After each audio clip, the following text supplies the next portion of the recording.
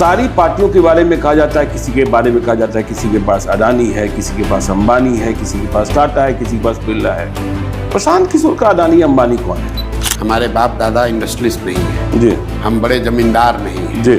हम कोई धंधा बिजनेस ठेकेदारी नहीं करते हैं। बिहार में कोई आदमी कह नहीं सकता है कि मैंने किसी से 1 रुपया भी कभी किसी से लिया हो। लाया कहाँ से? फिर पैसा आता कहाँ से? जी। प्रशांत किशोर इतना कमजोर व्यक्ति नहीं है। जी। अगर हम आए हैं, हम रोज कहते हैं जी।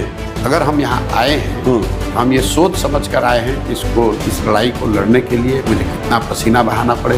अब बिहार में जो आमूल चूल परिवर्तन की आप बात कर रहे हैं और इसके लिए जो आप प्रयास कर रहे हैं, बड़े बड़े खर्च हैं। प्रशांत किशोर के पास सरस्वती का वरदान है। हमारे बाप दादा इंडस्ट्रियलिस्ट नहीं है। जी। हम बड़े जमींदार नहीं है। जी।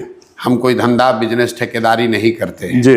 बिहार में कोई आदमी कह नहीं सकता है कि मैंने किसी से 1 रुपया भी कभी किसी से लिया हो। लाया कहाँ से? फिर पैसा आता कहाँ? 10 राज्यों में लोगों की मदद की, उनको सरकार बनाने में मदद करी। जी। ये एक बहुत बड़ा समूह है। जी। और उस समूह से जाकर मैं हाथ फैला रहा हूँ कि भाई मेरे राज्य में जो देश का सबसे गरीब और पिछड़ा राज्य है, मैं चाहता हूं कि गरीब से गरीब का लड़का भी अगर काबिल है तो उसको चुनाव लड़ाऊं। उसके सामने बालू माफिया वाले हैं, उसके सामने शराब माफिया है, उसके सामने विधायक का लड़का है, उसके सामने सांसद का लड़का है, लेकिन उसको लड़ाने के लिए प्रशांत किशोर खड़ा है। तुम पैसा दो ताकि वो पैसे की वजह से ना। ये पैसा ब्लैक में आ रहा है, व्हाइट में आ रहा है? बिल्कुल व्हाइट में। व्हाइट में आ रहा है? बिल्कुल व्हाइट में। और मैंने कहा है, मैं चाहता हूं कि आप लोग ये मुद्दा बड़े जोर शोर से उठाइए और किसी को सामने खड़ा करके दिखाइए जिसको पैसा मैंने कैश में 1 रुपया भी दिया। अच्छा।